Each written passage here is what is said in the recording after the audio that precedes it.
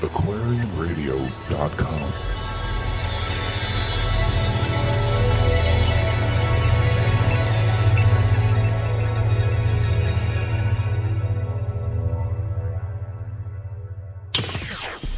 Aloha, this is Enki.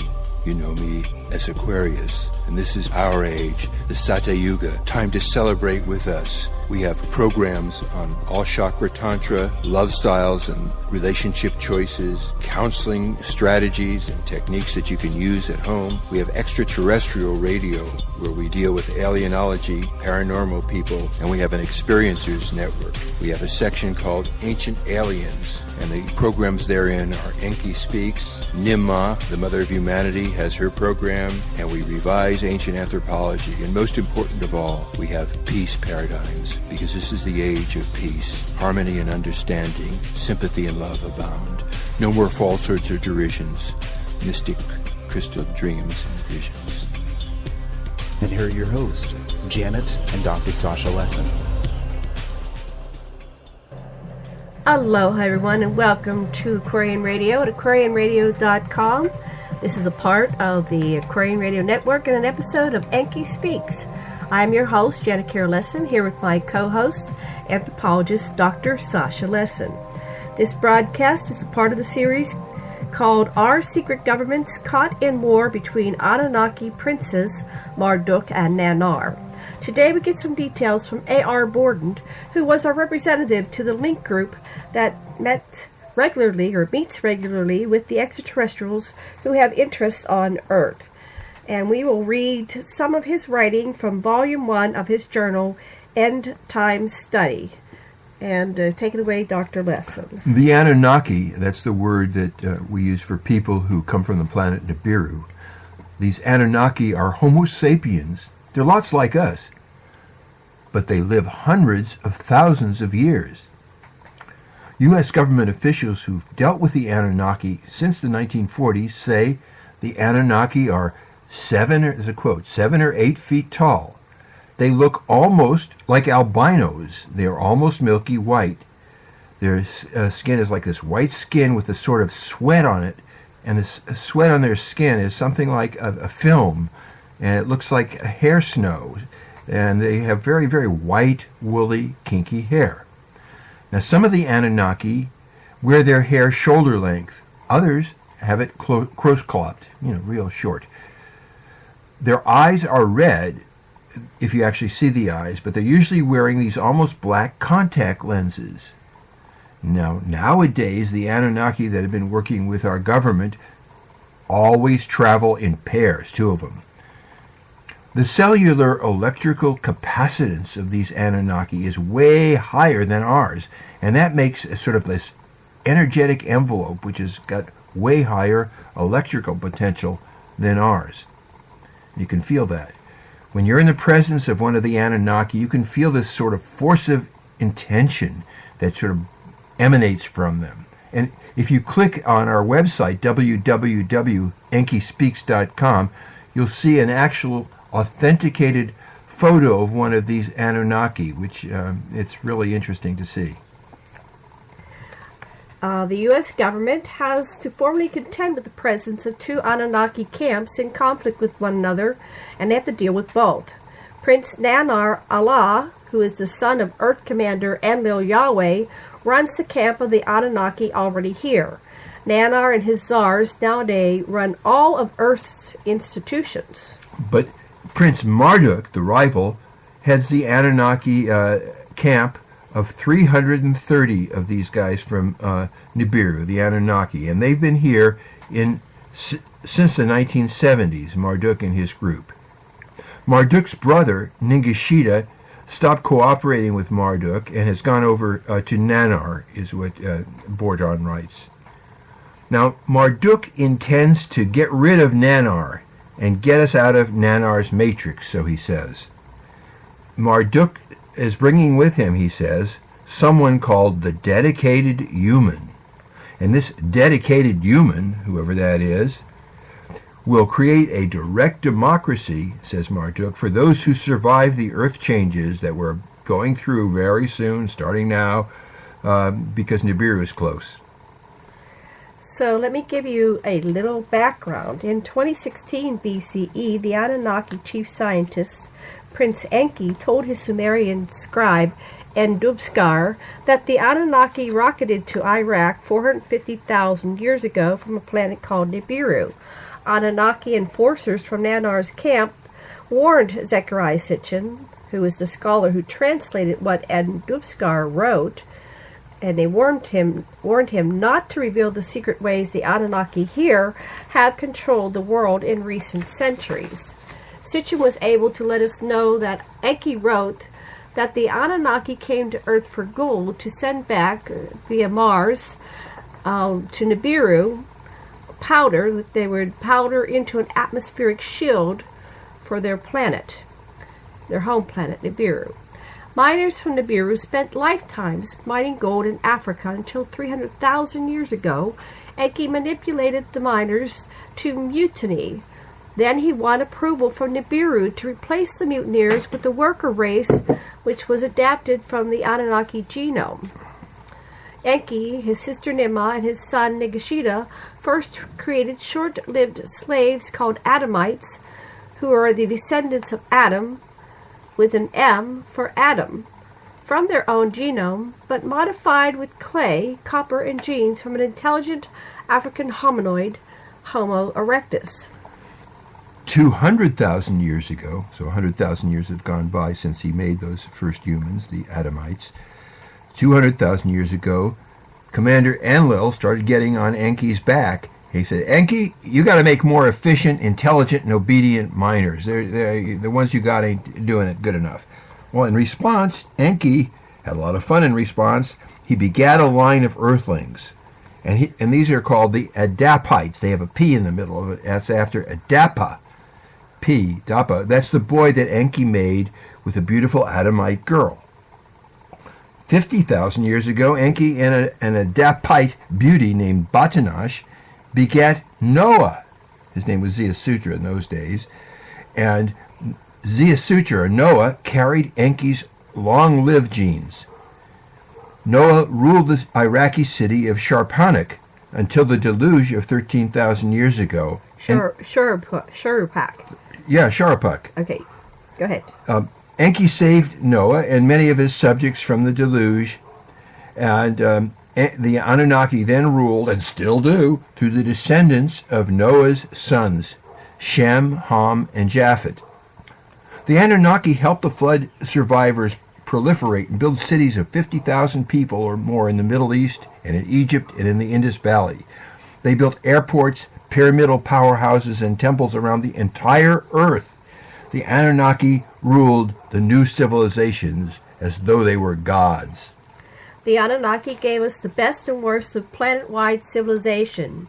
Kings, historians, taxes, temples, priests, bicameral congresses, record-keeping, log codes, library catalogs, furnaces, kilns, wheeled vehicles, paved roads, medicines, cosmogony, what's that word? Where are you, honey? C-O-S-M-O, cosmo... How the cosmos work, the study of the cosmos. Cosmogony, cosmology, festivals, beer, food recipes, art, music, musical instruments, musical notes, dance, textiles, and multicolored apparel. Sumerian schools taught mathematics, architecture, theology, writing, grammar, botany, zoology, geography, and they had, but didn't show us how to build, a worldwide energy grid, air, submarine, and interplanetary transport vehicles, and advanced computers. The Anunnaki also, however, brought us hierarchy, misogyny, violence, greed, slavery, debt, and war. Their wars included genocide and weapons of mass destruction. And in 2024 BCE, they even ruined their own eastern Mediterranean cities with nuclear blasts and fallout storms. Well, most Anunnaki went back to Nibiru by 311 BCE. But Nanar and his followers of pure ancestry stayed. Nibiran ancestry stayed. They secretly to this day, run everything on Earth. Nanar and the half-breeds that they keep perpetuating in each generation, they make sure that we keep exclusive hostile nations, hostile economies, and hostile religions, and we get to war with each other with weapons, with ideologies, and with debt, and we keep doing this so we never unite against them. Nanar and his minions are still the masters. This is a quote from Bourdon. They're masters in those positions of political, military, economic, and religious power through whom they could influence the creation of third-party conflicts by manipulation of witting and unwitting minions who wield power within the political, economic, religious, and military grid, their grid. The Anunnaki's tales of their stay on Earth before they made our ancestors, as well as what our forefathers directly saw, imprinted us with the values of the Nibiruan hierarchic, male-run, master-slave, enemy mentality. We assumed values of extraction, pollution, monetary monopoly, and obsession with gold. Fortunately, the genetics team that created us also gave us the capacity and preserved the history Sitchin and others translated so we can overcome the liabilities the Anunnaki left us.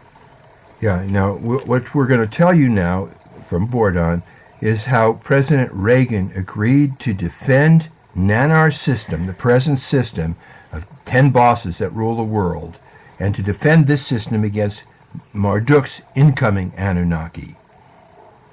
In 1979, Nanar's Anunnaki faction, the one running the planet now, forced U.S. President Reagan and USSR Chairman Gorbachev to develop a worldwide Star Wars defense grid. This is the grid.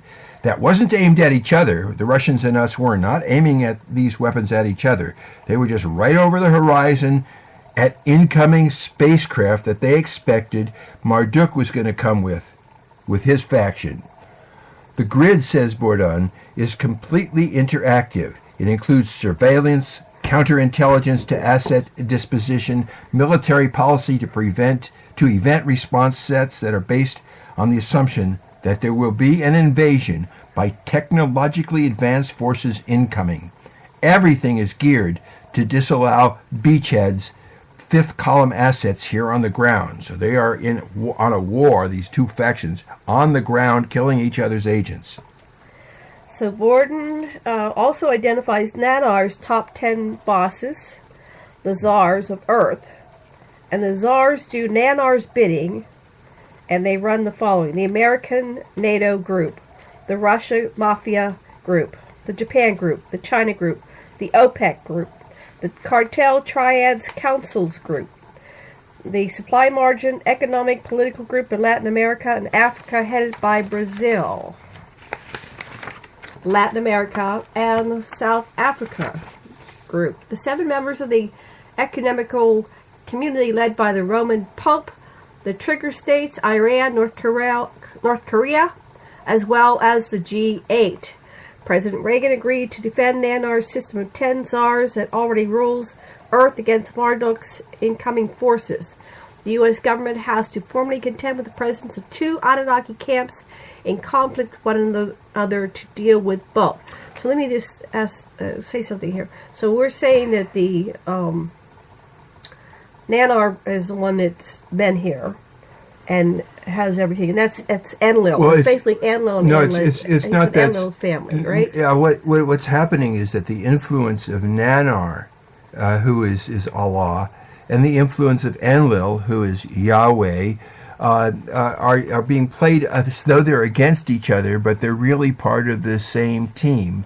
And this person that's either the Marduk of old revived, or a clone of Marduk, or someone head of the clan that was once Marduk's, calling himself Marduk, whatever it is, another Anunnaki group, and it's probably Marduk himself, has come back and since 79 has infiltrated all these other groups that Nanar and Enlil's people have been filling, and so they're killing each other, some of them are unwitting assets. They've been controlled and don't even know that they're working for which side they're working for. Okay. Back to the script, right there. So Marduk brings with him his son Nabu. He also brings his brother Gibel, and there's a new leader among them called Nuskun. And as well, Marduk brings with him someone he calls the dedicated human, who is to free us from the matrix in which Nanar enslaved us. Marduk's incoming faction offers us a direct democracy, he says, and that's what is going to run the planet. It's much better, he says, than the Illuminati that's doing it now. Yeah, the Nanar's power elite. Marduk's operatives and agents have infiltrated all Nanar's organizations listed above, and they have been assassinating Nanar's earthling assets and Anunnaki agents. And that's why the Nanar's Anunnaki always travel in pairs now. Marduk covertly instigates actions within the organizations listed above, so they create events that drastically reduce our population but do not reveal Marduk's hidden hand and spoil his PR.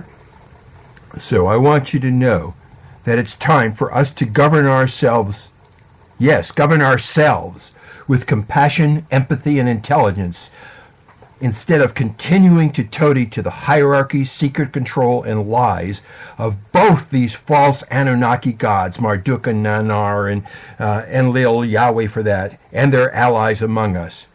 We've had enough genetic racisms. We know that everyday people have just as valuable lights to shine as those with more genes from the Anunnaki royals. We shall not be the spoils of war between Anunnaki factions. Never again. So, where's Anki? That's what I wonder. Anki, please contact us.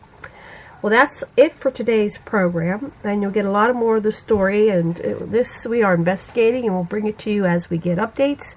If you have any information, any insights, and you'd like to write to us at Aquarian Radio, AQUARIAN Radio, at gmail.com. Do look at our website, enkispeaks.com. I have another site, nimba.com, extraterrestrialcontact.com, and Experiencers Network. If you're an experiencer, please do go to experiencersnetwork.com. And we keep posting more and more information as we get it. We would like to receive your information and updates. Please, no disinformation. I know you may not know what's information or disinformation, but there is a story emerging, and we are focused on it and bringing it to you. We'll be bringing you another episode of AR Borden's Whistleblowing and the activities of the Linkage Institute in the very near future.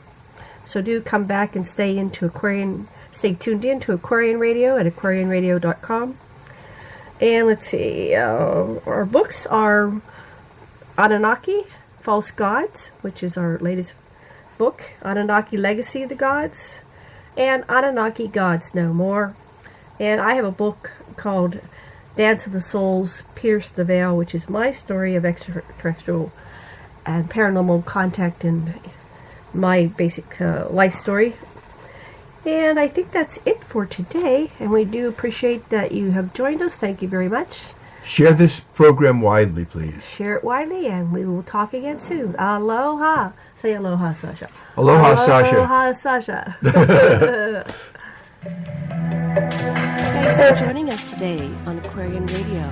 We broadcast daily, and our schedule is on aquarianradio.com. Listen live by calling 646-649-0893, or you can listen live by calling 646-649-0893, or listen to our archives on aquarianradio.com. Join us again soon, and do tell your friends. The age of Aquarius and the paradigm of peace is now.